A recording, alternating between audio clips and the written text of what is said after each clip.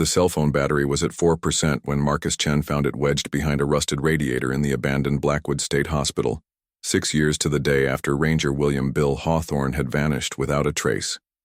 The phone's cracked screen flickered to life in the dim October afternoon light filtering through broken windows, and Marcus felt his breath catch as he recognized the familiar Forest Service logo on the lock screen. Bill's phone. After all this time. Marcus had been exploring the decaying asylum for his urban exploration blog when he'd spotted the glint of metal behind the old heating unit in what had once been the hospital's administrative wing. Now, as he held the device with trembling hands, he realized he might be holding the answer to a mystery that had haunted the small Oregon town of Pine Ridge for 6 long years. The phone's voicemail notification showed 17 unread messages. Marcus's finger hovered over the screen as rain began pattering against the broken windows of the long-abandoned psychiatric facility. The Blackwood State Hospital had been closed since 1987, left to rot in the Cascade Mountains like a monument to forgotten suffering. Local kids dared each other to spend nights in its crumbling halls, urban explorers documented its slow decay, and homeless drifters occasionally sheltered in its more stable sections. But nobody could explain what Bill Hawthorne's phone was doing here. Marcus activated the recording function on his own phone and pressed play on the first voicemail. Static filled the cavernous room before Bill's familiar gravelly voice emerged from the speaker, distant and hollow as if transmitted from another world. "Sarah, it's me. Day 4 of what was supposed to be a 3-day patrol. Something's not right out here in Sector 7. The GPS is acting up, can't get a clear signal.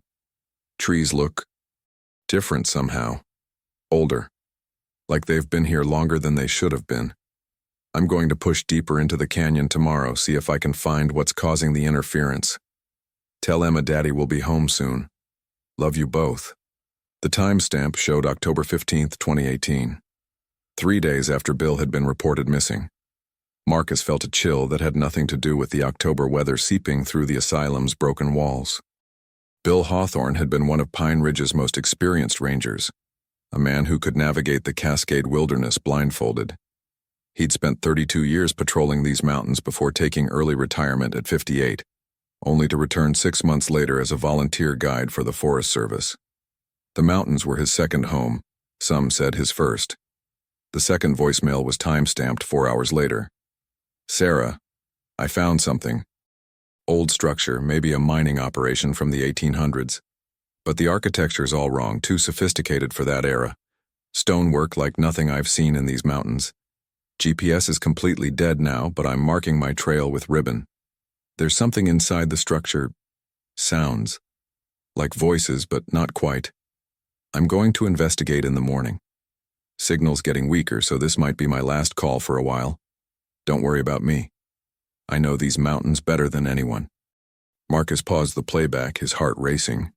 He'd grown up in Pine Ridge, had known Bill Hawthorne his entire life. The ranger had taught Marcus's Boy Scout troop wilderness survival, had personally led the search for Marcus's younger sister when she'd gotten lost during a family camping trip in 2003. Bill was methodical, cautious, never took unnecessary risks. If he'd said something was wrong in the wilderness, something was genuinely wrong. The search for Bill had lasted 3 weeks, involving local law enforcement, Forest Service personnel, search and rescue volunteers, and eventually National Guard helicopters.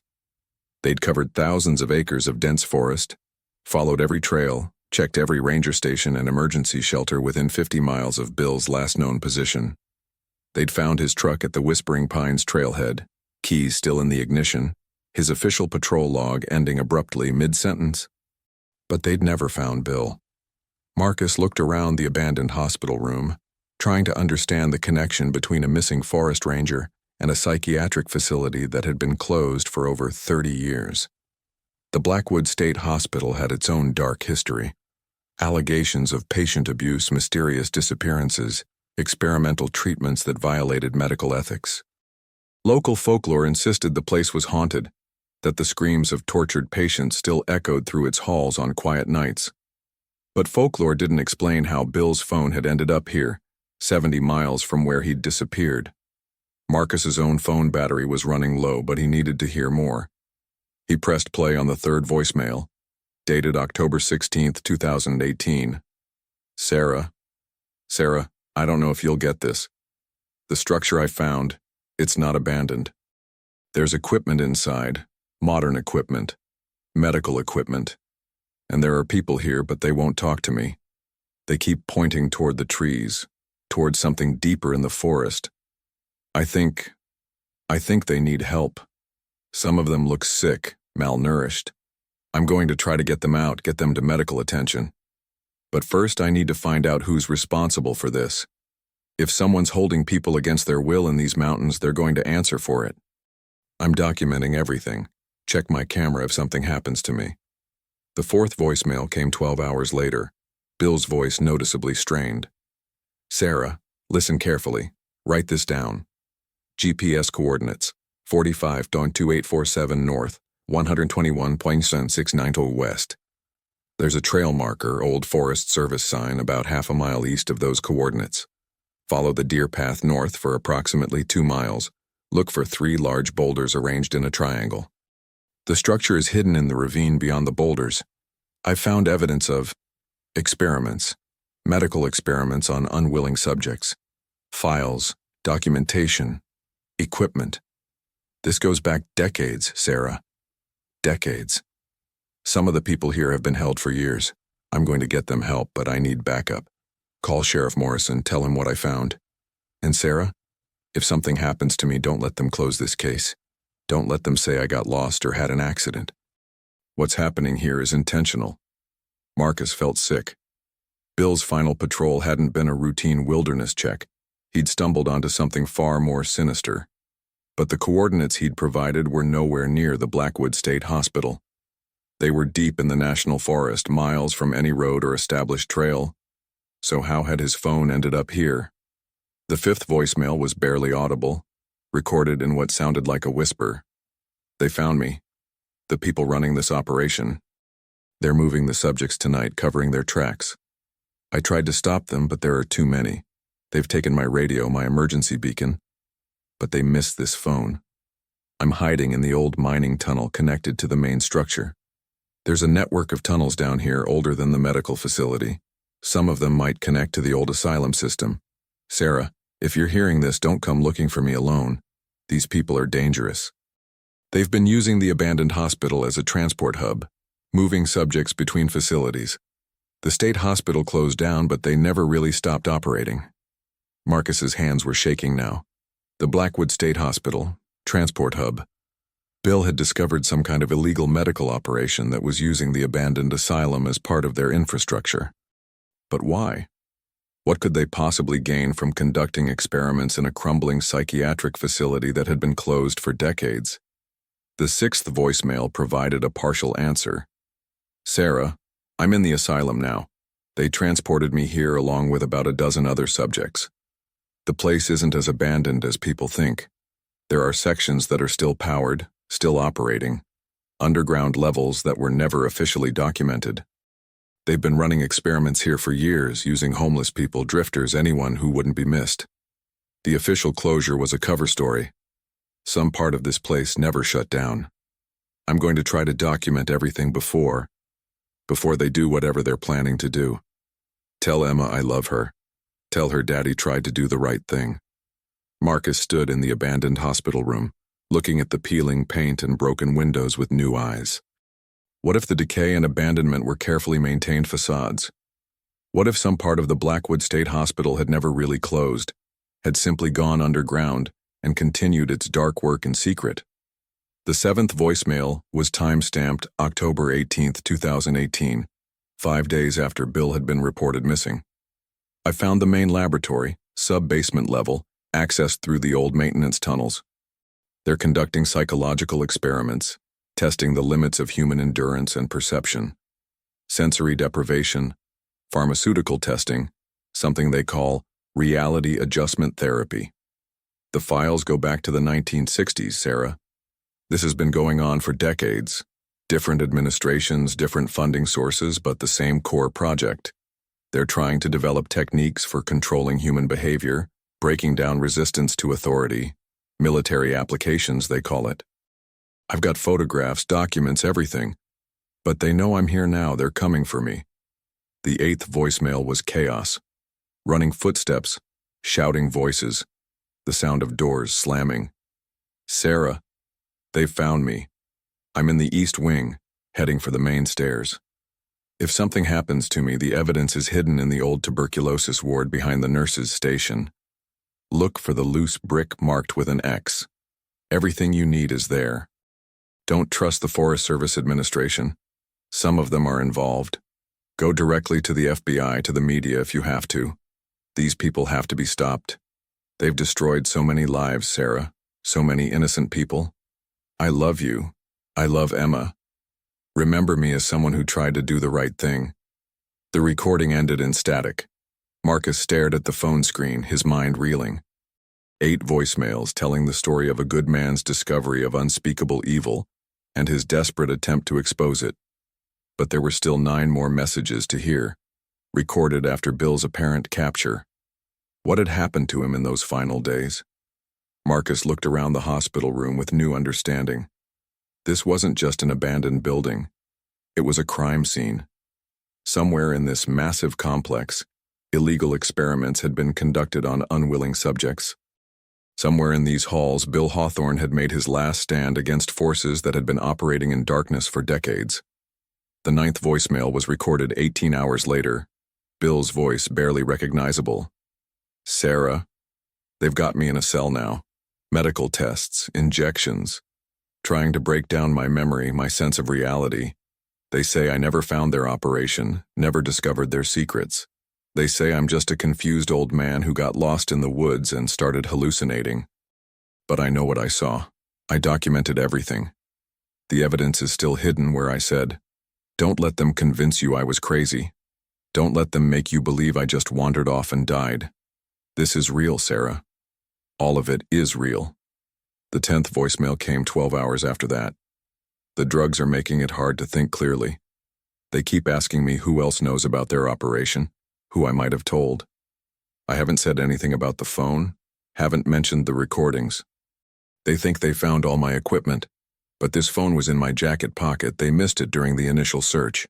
I'm hiding it behind the radiator in my cell when they're not watching.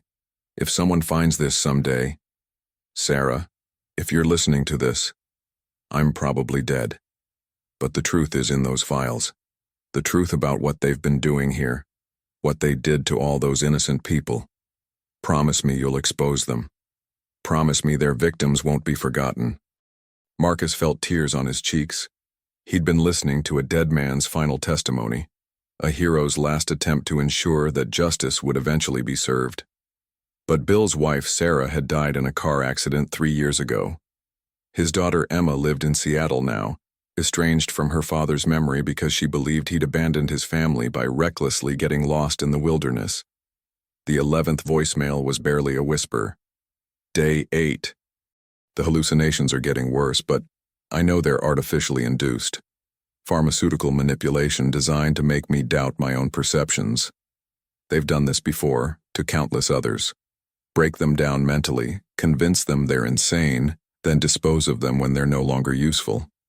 I've seen the files on their previous subjects, homeless veterans, mentally ill patients, anyone society wouldn't miss. The perfect test subjects for perfecting techniques of psychological control. I won't let them break me. I won't let them win. The 12th message came 24 hours later. Sarah, I don't have much time left. They're preparing to move me to another facility, somewhere even more remote.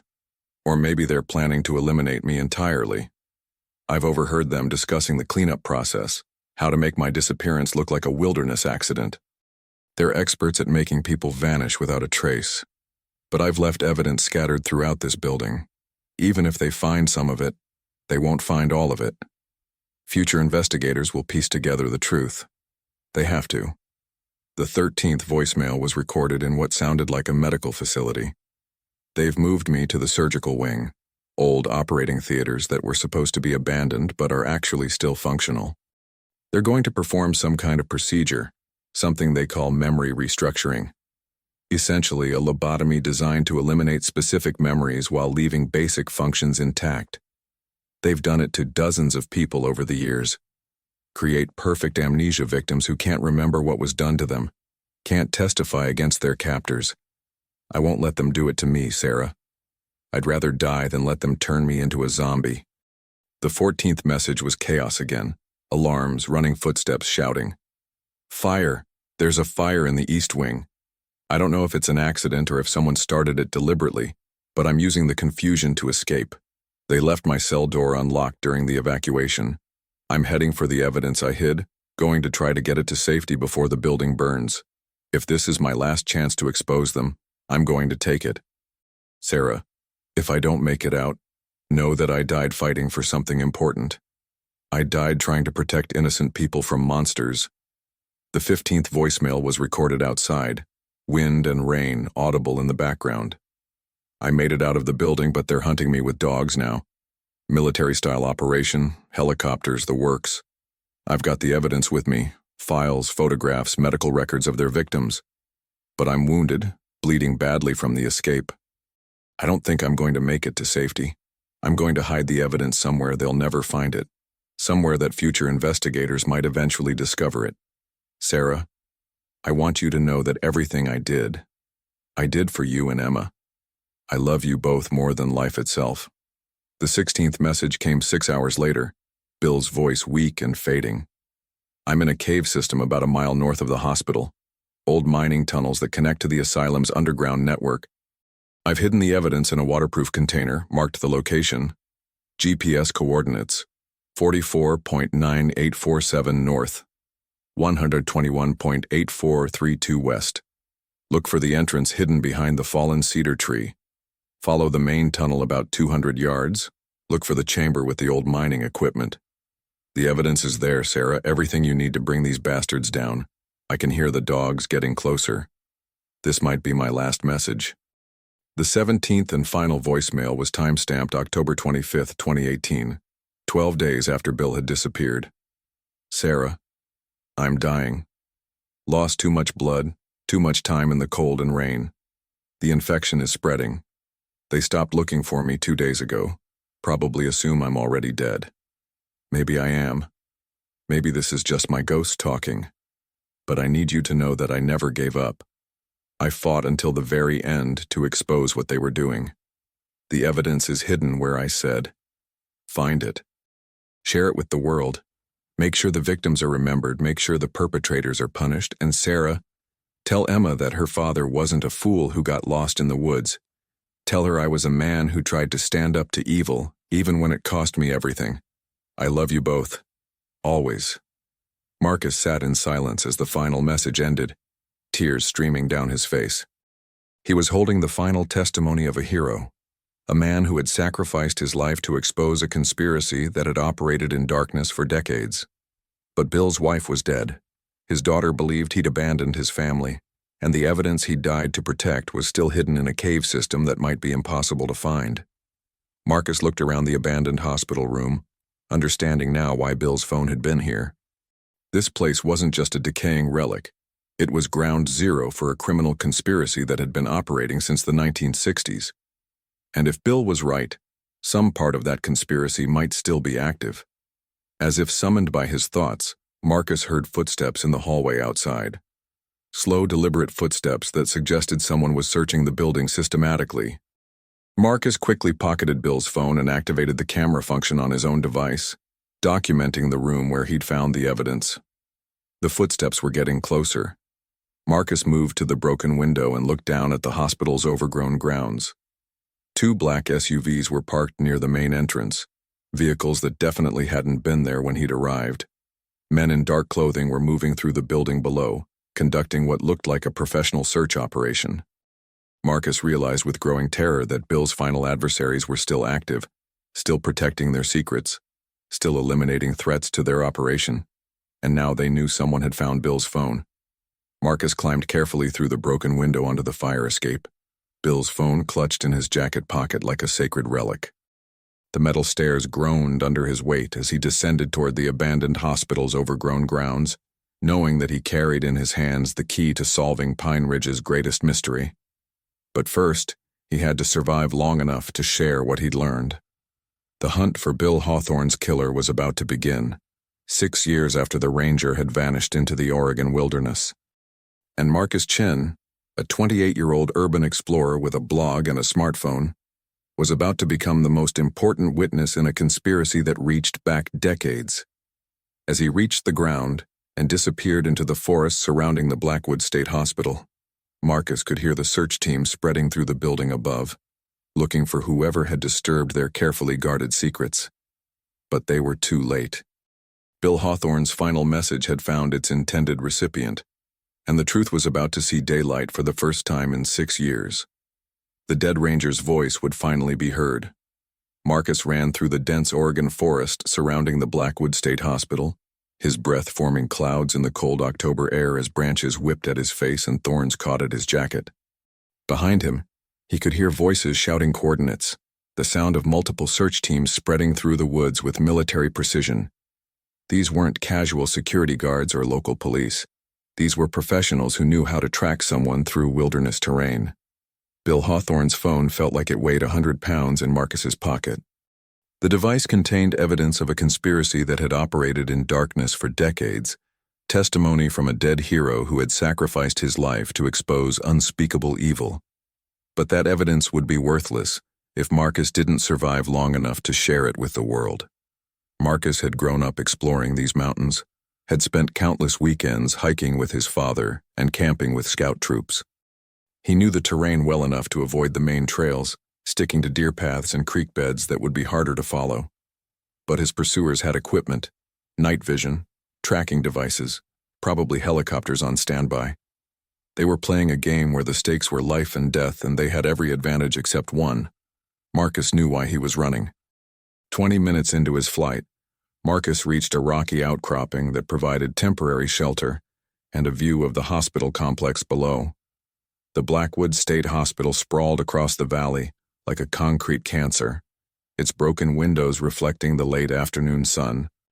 But now Marcus could see what he'd missed during his initial exploration: sections of the building that weren't as abandoned as they appeared, maintenance vehicles hidden behind overgrown vegetation, power lines that ran to parts of the complex that should have been dormant.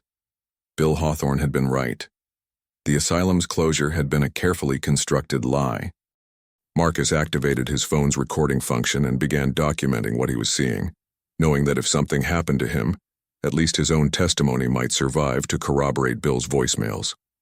October 15th, 2024, approximately 4:30 p.m. He spoke quietly into the microphone. "I'm Marcus Chen, urban explorer and blogger. I found Ranger William Hawthorne's missing phone in the abandoned Blackwood State Hospital." The phone contained 17 voicemails detailing his discovery of an illegal medical experimentation program operating out of the supposedly closed facility. "I'm currently being pursued by armed individuals who appear to be connected to the same conspiracy that killed Ranger Hawthorne 6 years ago." A helicopter appeared on the horizon, flying low over the forest canopy. Marcus pressed himself against the rocks, hoping the approaching darkness would provide cover.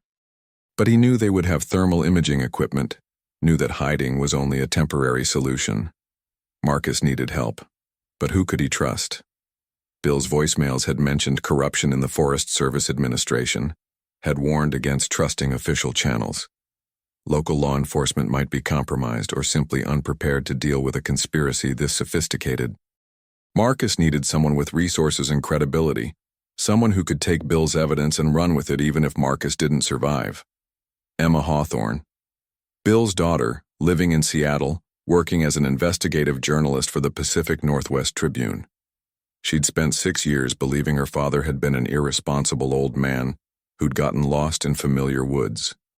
She deserved to know the truth about how he'd really died, and she had the professional connections to ensure that truth reached the right people. Marcus pulled out his own phone and scrolled through his contacts until he found the number he'd looked up years earlier during one of his periodic attempts to research the Hawthorne disappearance. He'd never called it, never worked up the courage to intrude on a family's private grief. But now that courage was a luxury he couldn't afford. The call went to voicemail after 4 rings. "Emma, this is Marcus Chen from Pine Ridge. I knew your father. I was in his scout troop when I was a kid. I know you don't know me, but I found evidence about what really happened to him 6 years ago. Your father didn't get lost in the woods. He was murdered while investigating an illegal medical operation that's been using the old Blackwood State Hospital. I have his phone. I have his final voicemails describing what he discovered. Emma, I need your help. People are trying to kill me to cover up what your father died exposing. I'm going to try to find the evidence he hid before he died. If something happens to me, check the news reports about the Blackwood Hospital. And Emma? Your father died a hero. He died trying to protect innocent people from monsters. Marcus ended the call and immediately began uploading Bill's voicemails to a cloud storage account, along with his own recording and photographs of the hospital. Even if they caught him, even if they destroyed his phone, the evidence would survive in cyberspace where it could eventually be discovered by investigators or journalists. The helicopter was circling closer now, its searchlight sweeping through the forest canopy. Marcus needed to move, needed to get further from the hospital complex before they tightened the net around him. But first, he needed to study the GPS coordinates Bill had provided in his final messages. The hidden evidence was located at coordinates 44.9847 north, 121.8432 west, in a cave system accessed through mining tunnels behind a fallen cedar tree. Marcus pulled up his mapping app and cross-referenced the coordinates with his current location. The cave was approximately 12 miles northeast of his position, deep in the wilderness area, where the official search for Bill had been concentrated 6 years earlier. Marcus realized with growing understanding why Bill's remains had never been found. The search teams had been looking in the right area, but they'd been searching for a lost hiker, not a murder victim whose body had been hidden by professional killers. Bill had made it to the cave system, had hidden his evidence, but had died there of his injuries and exposure. His body was probably still there, along with the documentation that could expose his killers. Marcus began moving northeast through the forest, using his phone's GPS to navigate while trying to stay off established trails. The terrain was rough, steep ravines alternating with dense thickets that slowed his progress to a crawl. But the difficult topography worked in his favor. The search teams would have similar problems navigating the wilderness, especially in the gathering darkness. As Marcus climbed a ridge that provided temporary cell phone coverage, his phone buzzed with an incoming call from a Seattle area code. Emma Hawthorne calling back. Marcus? Her voice was tense, professional. I got your message. What exactly are you claiming about my father? Emma, I found his phone hidden in the Blackwood State Hospital. He recorded 17 voicemails detailing his discovery of an illegal medical experimentation program operating out of the abandoned asylum. The voicemails document his capture, torture, and eventual death at the hands of people who've been conducting illegal experiments on unwilling subjects for decades. That's impossible. My father disappeared during a routine patrol. Search and rescue teams spent weeks looking for him. There was no evidence of foul play. Because the people who killed him are experts at making people disappear. Emma, I can send you the voicemails. You can hear your father's voice describing what he found, what they did to him. He spent his final days trying to document evidence that would expose his killers. There was silence on the line for several seconds. When Emma spoke again, her voice was softer, more uncertain. Send me the recordings, but Marcus, if this is some kind of hoax, if you're exploiting my family's tragedy for some internet conspiracy theory, it's not a hoax. Your father was a hero, Emma. He died trying to protect innocent people from predators who've been operating in these mountains for decades. And right now, those same predators are hunting me because I found the evidence he died to preserve. Marcus quickly sent Emma the voicemail files and his own recordings, uploading them through the spotty cell coverage. As the files transferred, he could hear the helicopter getting closer, its rotor wash bending trees in the valley below. Emma, I need you to do something for me. Call the FBI field office in Portland. Tell them about the voicemails. Contact your newspaper's investigative team. Get this story to people who can act on it. If something happens to me, don't let them cover this up. Marcus, where are you right now? I'm trying to find the evidence your father hid before he died. GPS coordinates he provided in his final message. But there are people hunting me, professional killers who've been protecting this conspiracy for years. Get out of there. Come to Seattle. Come to somewhere public where you'll be safe. I can't. Not until I find your father's evidence and make sure it gets to the right people. Emma, your father spent 6 years being remembered as a foolish old man who got lost in familiar woods. He deserves better than that. He deserves to be remembered as the hero he really was. The call ended as Marcus lost cell coverage, but he'd done what he could. Emma Hawthorne now had her father's final testimony, along with evidence of the conspiracy that had killed him. Even if Marcus didn't survive the night, Bill's voice would finally be heard by someone who could ensure justice was served. Marcus continued northeast through increasingly difficult terrain, guided by his phone's GPS and the sound of running water that indicated the creek system Bill had mentioned in his recordings. The temperature was dropping rapidly as full darkness settled over the mountains, and Marcus realized he was facing the same deadly combination of exposure and pursuit that had ultimately killed Bill Hawthorne 6 years earlier. But Marcus had advantages Bill hadn't possessed: modern technology, GPS navigation, cell phone coverage in some areas, and most importantly, advance warning about what he was walking into. Bill had stumbled onto the conspiracy accidentally during a routine patrol. Marcus was hunting it deliberately, armed with knowledge of its methods and operations. 2 hours after leaving the hospital complex, Marcus reached the coordinates Bill had provided. The area was heavily forested, with steep ravines carved by centuries of snowmelt and rainfall. Marcus searched for nearly 30 minutes before he found what he was looking for: a massive cedar tree that had fallen across a rocky outcropping, its trunk creating a natural bridge over what appeared to be a small cave entrance. Marcus squeezed through the opening behind the fallen tree and found himself in a natural tunnel that quickly expanded into a larger chamber. His phone's flashlight revealed mining equipment from the early 1900s, rusted pickaxes, rotted timber supports, the remnants of a gold or silver operation that had been abandoned when the ore ran out. But there was something else in the cave, something that made Marcus's blood run cold. Human skeletal remains, partially clothed in Forest Service uniform fragments, lay in a natural alcove near the back of the chamber. Bill Hawthorne, finally found after 6 years of searching. But the remains weren't alone. Nearby, Marcus spotted a waterproof container exactly where Bill had promised it would be.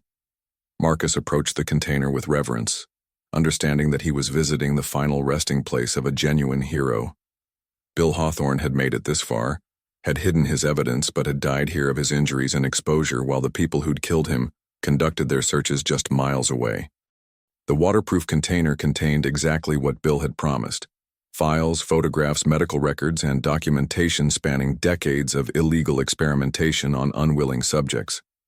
Marcus photographed everything with his phone, page by page, creating a digital record that could never be lost or destroyed. The files were devastating. Medical records showing pharmaceutical testing on homeless individuals who'd been abducted from Portland and Seattle streets. Psychological manipulation experiments designed to break down resistance to authority. Surgical procedures conducted without anesthesia to test pain tolerance limits. Documentation of hundreds of victims dating back to the 1960s, all conducted under the cover of legitimate medical research. But the most damning documents were the administrative records showing funding sources and personnel rosters. The Blackwood State Hospital had never really closed. It had simply gone underground, funded through a complex network of military contracts, pharmaceutical research grants, and private donations from wealthy individuals who supported the research goals. Names Marcus recognized: politicians, military officers, corporate executives, even local law enforcement officials who had helped cover up disappearances and misdirect investigations. The conspiracy reached far beyond the abandoned asylum, extending into the highest levels of regional government and business. Marcus was so absorbed in documenting the evidence that he almost missed the sound of footsteps in the tunnel behind him. But Bill's final resting place was about to be discovered by the same people who had killed him 6 years earlier. Marcus quickly sealed the evidence container and hid it behind Bill's remains, in a crevice that wouldn't be visible unless someone was specifically looking for it. Then he moved deeper into the cave system, hoping to find another exit, or at least a place where he could make a defensible stand. The cave network was more extensive than Marcus had realized, with multiple tunnels branching off from the main chamber. Some appeared to be natural formations, others showed evidence of mining activity from the early 20th century. Marcus chose a tunnel that seemed to slope upward, hoping it might lead to another surface exit. Behind him, he could hear voices in the main chamber. Professional, calm voices discussing the skeletal remains and searching for whatever evidence Bill might have hidden before he died. "Forensics team is en route," one voice said. "We'll need to stage this as a wilderness accident." Lost hiker, died of exposure. Body finally discovered by urban explorers. "What about the Chen kid?" another voice asked. "He definitely found something in the hospital. Cleanup operation is already in motion. Chen will have a hiking accident tonight. Fell from a cliff while exploring caves. Very tragic. Very believable." Marcus felt terror and anger in equal measure. These people were discussing his murder with the same casual tone they might use to plan a business meeting. They'd been doing this for decades, eliminating threats and covering their tracks with practiced efficiency. But Marcus had something they didn't know about: cloud storage. Even if they killed him, even if they destroyed his phone and staged his death as an accident, Emma Hawthorne now had copies of Bill's voicemails and Marcus's own documentation. The truth would survive even if he didn't. Marcus continued through the tunnel system, guided by air movement that suggested a connection to the surface. The voices behind him were getting fainter, but he could hear additional people entering the cave system. They were conducting a systematic search, and eventually they would find him unless he reached safety first. The tunnel ended at what appeared to be a dead end, solid rock blocking further progress. But as Marcus ran his hands over the surface, he realized it wasn't natural stone. It was concrete, part of some kind of artificial barrier. And near the base he found what felt like a drainage grate. Marcus used his phone's flashlight to examine the grate more carefully. It was old but functional, set into the concrete wall about 3 feet above the tunnel floor. Beyond it, Marcus could see what looked like a much larger space, not a natural cave, but some kind of constructed chamber. The grate wasn't locked, just held in place by decades of rust and mineral deposits.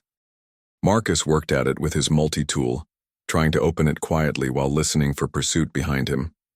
After 10 minutes of careful prying, the grate came loose, revealing an opening just large enough for a person to crawl through.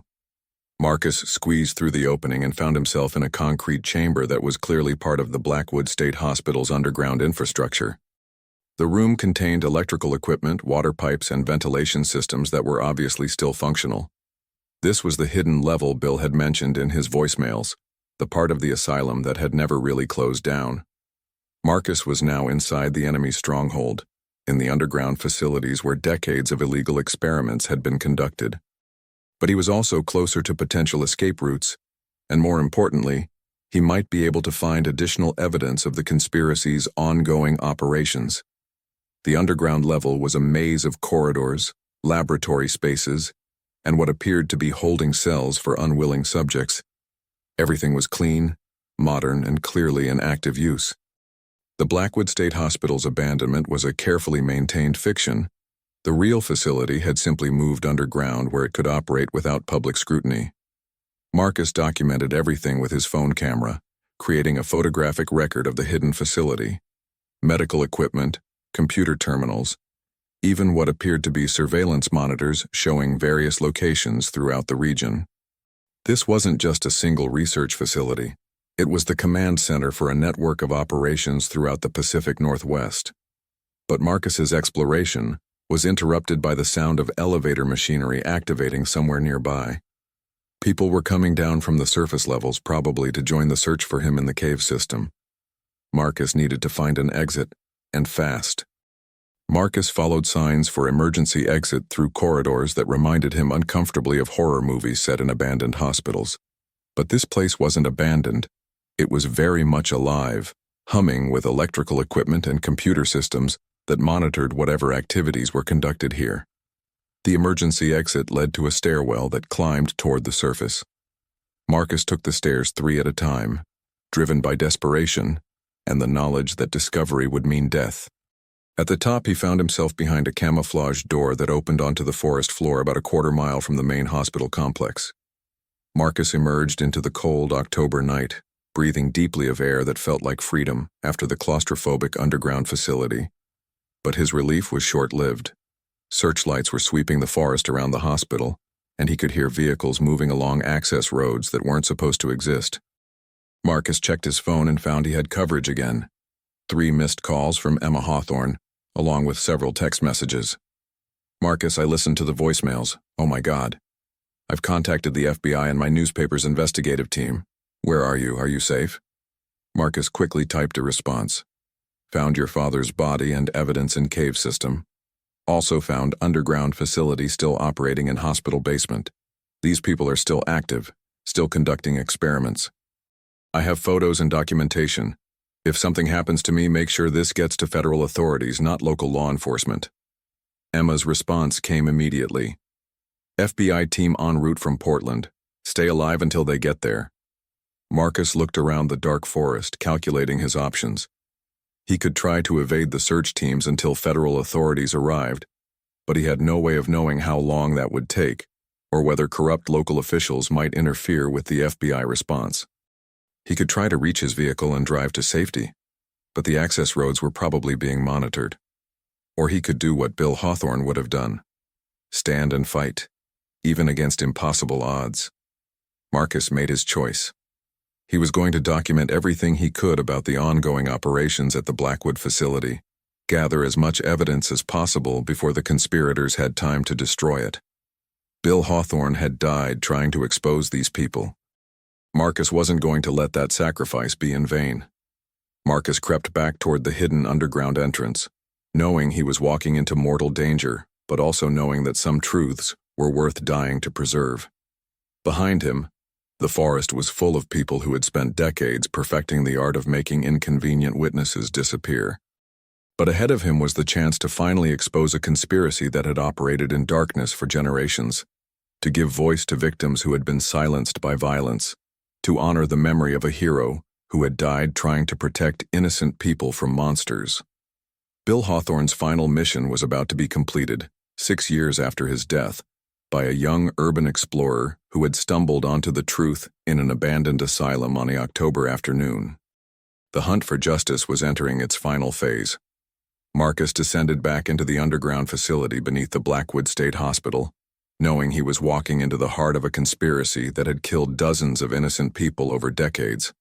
But he also knew that federal agents were racing toward the location, that Emma Hawthorne was mobilizing her newspaper's investigative resources, and that the truth Bill Hawthorne had died to protect was finally going to see daylight. The underground corridors were buzzing with activity now. Marcus could hear voices, footsteps, the sound of equipment being moved. The conspirators were conducting their own cleanup operation, probably destroying evidence and preparing to abandon the facility before federal authorities arrived. But their urgency worked in Marcus's favor. In the chaos of evacuation, one additional person moving through the hallways might go unnoticed. Marcus found a maintenance closet and quickly changed into coveralls he found hanging inside, adding a baseball cap and safety glasses to complete the disguise. From a distance, in the dim lighting of the underground facility, he might pass for one of the technicians conducting the evacuation. Moving with purpose through corridors lined with medical equipment, Marcus documented everything with his phone's camera. Laboratory spaces where illegal experiments were conducted, holding cells where unwilling subjects were kept, administrative offices containing files and records that would provide names and organizational structures.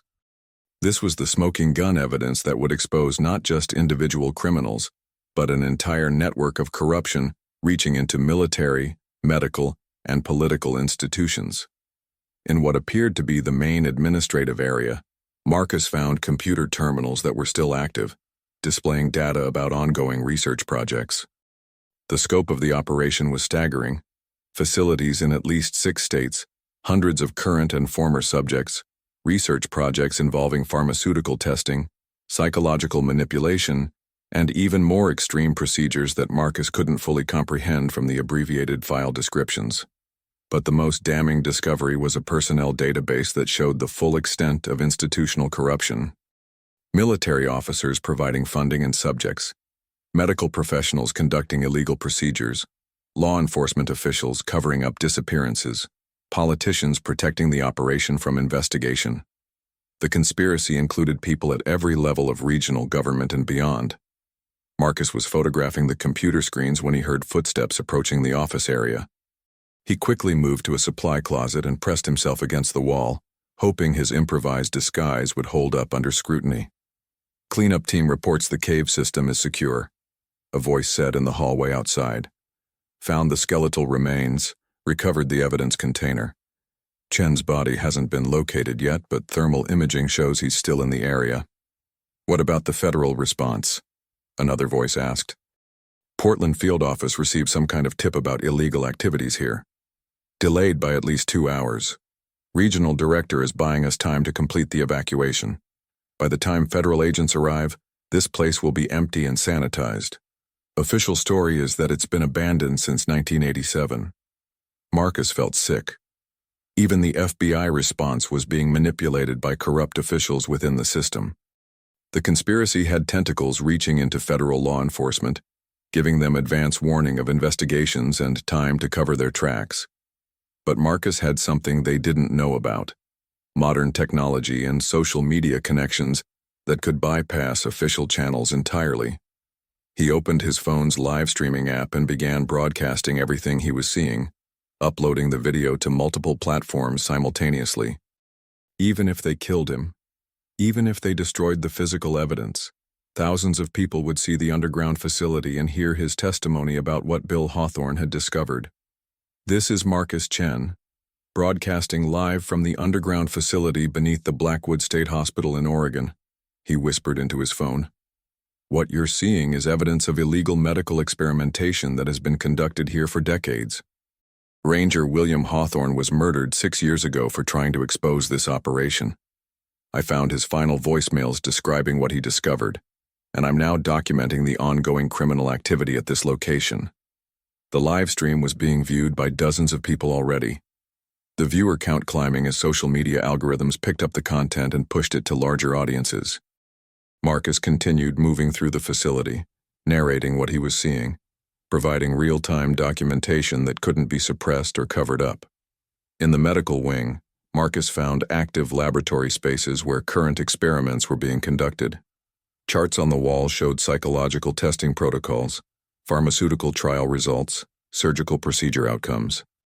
But the most disturbing discovery was a holding area containing personal belongings that clearly belonged to recent subjects: clothing, identification documents, personal items from people who had probably been reported missing within the last few months. "The operation is still active," Marcus reported to his growing online audience. "They're still abducting people, still conducting illegal experiments. The abandoned hospital is a cover story. This place never really closed down." Marcus's live stream was interrupted by the sound of alarms echoing through the facility. Someone had discovered his presence, and the evacuation was turning into a manhunt. But Marcus could also hear something else: helicopters approaching from outside, vehicles arriving at the surface level. The FBI response was happening faster than the conspirators had anticipated. Marcus made a decision that would have made Bill Hawthorne proud. Instead of trying to escape, he headed toward what appeared to be the facility's main control room, hoping to find the central computer systems that contained the most damning evidence. If he was going to die in this place, he was going to make his death count for something. The control room was a high-tech command center that looked like something from a science fiction movie. Banks of monitors showed surveillance feeds from locations throughout the Pacific Northwest. Computer terminals displayed research data and subject tracking information. Communication equipment maintained contact with other facilities in the network. Marcus connected his phone to the computer systems and began downloading everything he could access: personnel records, research databases, financial records, correspondence with military and political officials. The download would take several minutes, but each file he obtained would provide evidence that could destroy the conspiracy. "Ladies and gentlemen watching this live stream," Marcus reported, "I'm in the main control room of the facility. What you're seeing on these monitors is proof that this operation extends far beyond this single location. There are facilities throughout the region, possibly throughout the country. This is a network of illegal human experimentation that has been protected by corrupt officials for decades." The live stream viewer count had climbed to over 10,000 people, with viewers sharing the content across multiple social media platforms. Whatever happened to Marcus, his testimony was reaching a massive audience that included journalists, activists, law enforcement professionals, and ordinary citizens who could demand accountability. Marcus's download was interrupted by the sound of the control room door opening behind him. He turned to find himself facing three men in military-style clothing, armed with weapons that were clearly not for show. "Mr. Chen," the lead figure said calmly, "you've caused considerable disruption to our operations, but it ends here." Marcus kept his phone's camera pointed toward the men, ensuring that his live-stream audience could see everything that was about to happen. "My name is Marcus Chen," he said clearly. "I'm in the underground facility beneath the Blackwood State Hospital. These people are about to kill me to protect their illegal human experimentation program, the same program that murdered Ranger William Hawthorne 6 years ago." "Turn off the camera," the lead figure ordered. "No," Marcus replied. "The truth is finally coming out. Bill Hawthorne died trying to expose you people, and his daughter Emma is working with federal investigators to bring you down. You can kill me, but you can't kill the story anymore." The men advanced toward Marcus, weapons raised, but their approach was interrupted by the sound of explosions echoing through the facility. The federal response had arrived, and they were breaching the surface entrances with military-style equipment. "Federal agents are in the building," Marcus reported to his audience. "FBI is conducting a raid on this facility right now." The underground facility's alarm systems were blaring now, emergency lighting casting everything in red shadows. Through the control room's communication systems, Marcus could hear radio chatter from federal agents coordinating their assault on the underground levels. "This is Special Agent Sarah Collins, FBI. We have warrants for the arrest of multiple individuals connected to illegal human experimentation programs. Surrender yourselves immediately." The men who had been about to kill Marcus looked at each other uncertainly. Their clean evacuation had turned into a federal raid, and their options for escape were rapidly disappearing. "The evidence is already uploaded," Marcus told them. "Thousands of people have seen this live stream. Dozens of journalists are following the story. You can't cover this up anymore." Through the facility's surveillance monitors, Marcus could see federal agents flooding into the underground levels, arresting personnel and securing evidence. The conspiracy that had operated in darkness for decades was finally being exposed to the full light of federal law enforcement. Marcus's phone buzzed with an incoming call from Emma Hawthorne. He answered it on speaker, knowing his live stream audience would hear the conversation. "Marcus, are you safe? The FBI team says they've secured the facility. I'm in the control room with 3 armed men who were about to kill me when federal agents arrived. Emma, I found your father's body in the cave system, along with all the evidence he collected. He died a hero, trying to expose these monsters." "I know." Emma's voice was thick with emotion. "I've been listening to his final voicemails, reading the documentation you sent. Marcus, you've given me my father back. For 6 years I believed he died because he was reckless and irresponsible. Now I know he died because he was brave and decent." The control room door burst open again, this time admitting federal agents in tactical gear. "FBI, everyone on the ground now." Marcus dropped to his knees, hands visible, but kept his phone camera running. "I'm Marcus Chen, the person who called this in. These 3 men were about to execute me when you arrived." The federal agents quickly secured the armed conspirators and began processing the control room as a crime scene. Special Agent Collins approached Marcus with a mixture of relief and amazement. "Mr. Chen, we've been watching your live stream. Do you realize you've just exposed one of the largest criminal conspiracies in American history?" Marcus looked around the control room, at the banks of monitors showing surveillance feeds from locations throughout the region, at the computer terminals containing decades of evidence about illegal human experimentation. "Ranger Bill Hawthorne exposed it," he corrected. "I just made sure people finally heard his testimony." Over the following hours, federal agents processed the underground facility as a massive crime scene. Computer technicians recovered databases containing information about hundreds of victims. Financial experts traced funding sources back to military contracts and private donors. Medical professionals documented evidence of procedures that violated every ethical standard in modern medicine. The arrests began that same night and continued for weeks. Military officers, medical professionals, law enforcement officials, politicians, corporate executives, Dozens of people who had participated in or protected the conspiracy found themselves facing federal charges for crimes against humanity. Emma Hawthorne arrived at the facility the next morning, accompanied by a team of journalists and federal investigators who were working to understand the full scope of what had been discovered. Marcus met her at the surface entrance to the hospital, both of them exhausted but grimly satisfied that justice was finally being served. "I want to see where my father died," Emma said simply. Marcus led her to the cave system where Bill's remains had been recovered by federal agents. The site had been processed as a crime scene, but the natural beauty of the location remained intact. A peaceful grove of evergreen trees surrounding the entrance to the mining tunnels, where a hero had made his final stand. "He made it this far," Marcus explained. "Wounded, being hunted by professional killers, but he still managed to hide the evidence where it could eventually be found. He never gave up, never stopped fighting to protect innocent people." Emma knelt beside the memorial that federal agents had established at the cave entrance, a simple marker bearing her father's name, rank, and the dates of his service. "For 6 years I was angry at him," she said quietly. "Angry that he'd been so careless, so foolish. I thought he'd abandoned his family by getting lost in woods he knew better than anyone." "He never abandoned anyone," Marcus replied. "He died trying to save people he'd never even met, trying to stop a conspiracy that had been destroying lives for decades. That's not abandonment. That's sacrifice." Emma placed a bouquet of wildflowers beside the memorial, tears streaming down her face. "Thank you, Marcus.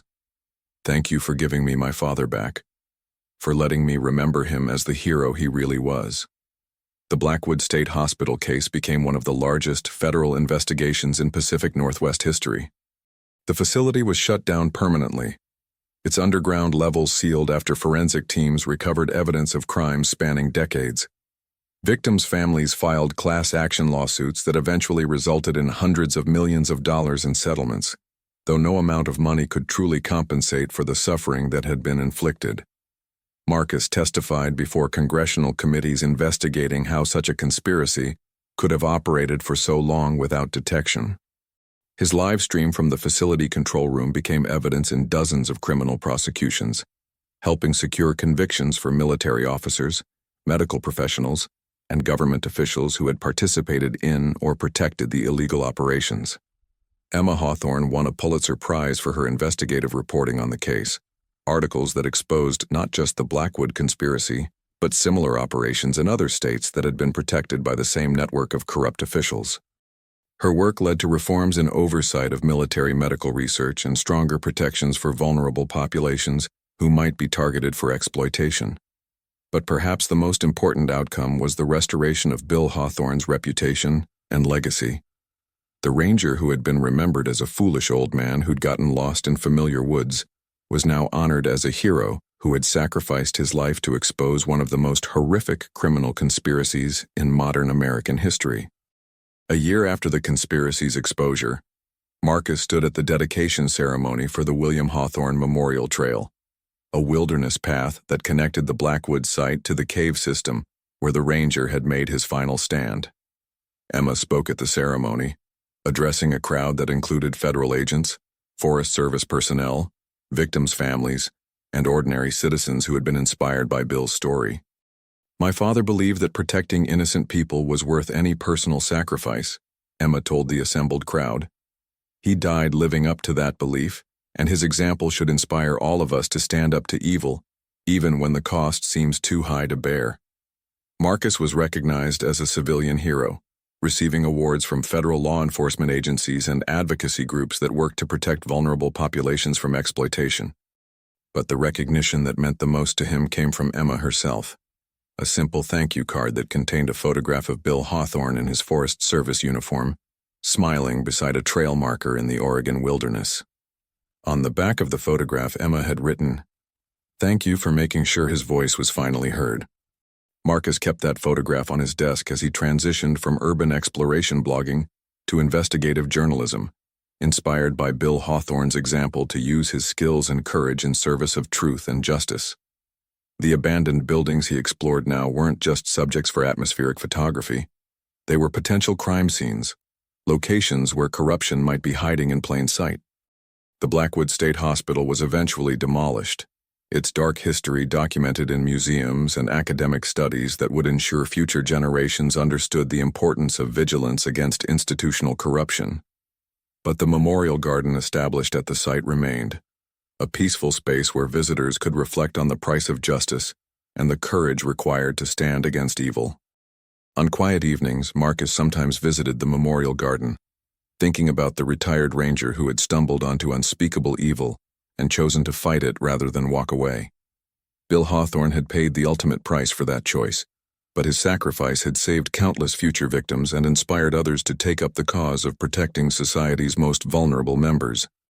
The voicemails that Marcus had discovered in an abandoned asylum had become the foundation for one of the most important criminal prosecutions in American history. But more than that, they had become a testament to the power of individual courage in the face of seemingly insurmountable evil. Bill Hawthorne's final patrol had lasted 6 years, from the moment he disappeared into the Oregon wilderness until the moment his voice was finally heard by someone who could ensure justice was served. That patrol was now over, its mission finally accomplished by a young urban explorer who had understood that some truths were worth any risk to preserve. The ranger had come home at last, not in body but in memory, honored as the hero he had always been but never lived to see acknowledged. His voice, preserved in 17 voicemails on a phone hidden behind a radiator in an abandoned asylum, had finally spoken loudly enough to wake a nation from its comfortable ignorance about the monsters that could hide behind institutional respectability. Justice had been served, victims had been remembered, and the legacy of a true American hero would inspire future generations to stand up for what was right, regardless of the personal cost. Bill Hawthorne's watch had ended, but his example would endure forever.